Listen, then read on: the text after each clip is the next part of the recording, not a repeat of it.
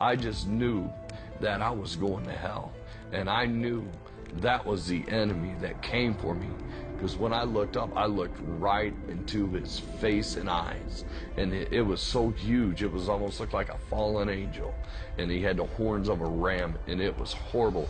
When I looked into his eye sockets, it was like looking into death and hell.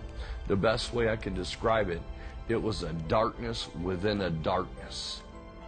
Randy Hicks' drug use and his eventual overdose had kept him living in darkness since early in his childhood. He grew up one of 9 children in rural Illinois with little parental supervision. I got high when I was 8 years old. 2 of my brothers had got me out in the garage smoking a bong. That was the first time I ever used marijuana. I'll never forget it. I loved it. Randy's brothers hid the goods in the garden out back, in their school bags, or even under the mattress. One time I found some white powder in there. It was cocaine. I didn't know what it was, and I touched it, and it had numbed my lips. And I was like, wow, that's some strange stuff. And one day I just happened to watch my brother sniff it, and I sniffed some too. And time I got to high school, I was a freshman, you know, people were selling it to make money. Time I was a senior in high school, I was selling big time. After graduation, Randy joined the military.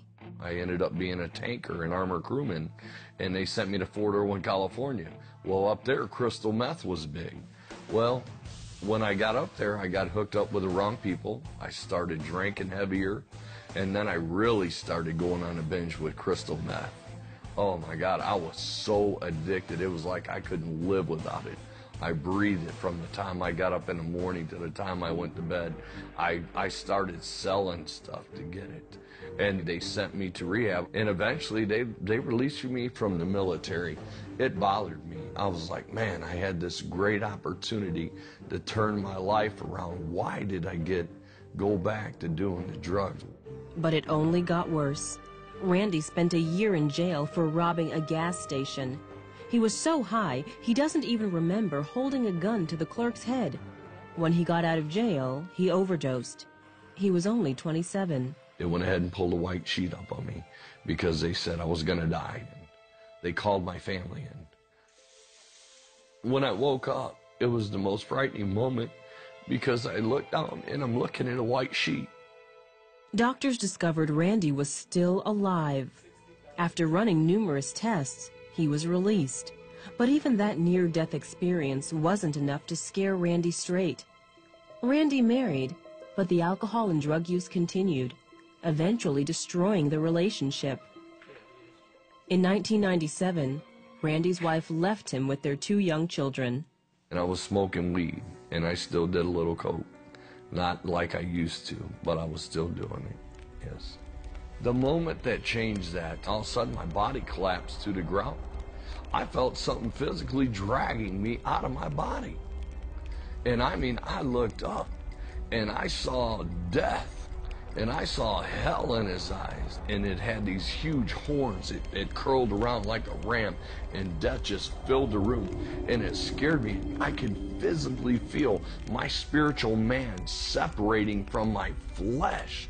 I didn't feel no pain, but I felt it leaving, trembling in fear, and immediately I fell on my face, and I cried out, Jesus. I said, forgive me of my sins. God, help me with my addictions. Take it all away. Just don't let me go to hell, please. I was begging. I was crying. I did everything I knew. And as soon as I looked at the door, my door opened. And I saw this long, white, glowing robe. White. There's just no white in this world you can describe it. I knew without a doubt that the moment I cried out for Jesus, that God had showed up right there and saved me at the moment I cried out. From that moment, man, I just wanted to know God. I wanted to know Jesus. I wanted to know this one who, when I knew without a doubt I was going to hell, came for me. Immediately, Randy's craving for drugs and alcohol was replaced with a hunger and thirst for Jesus.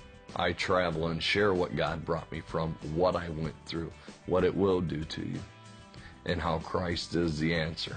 When you call on that name Jesus, He is there right there.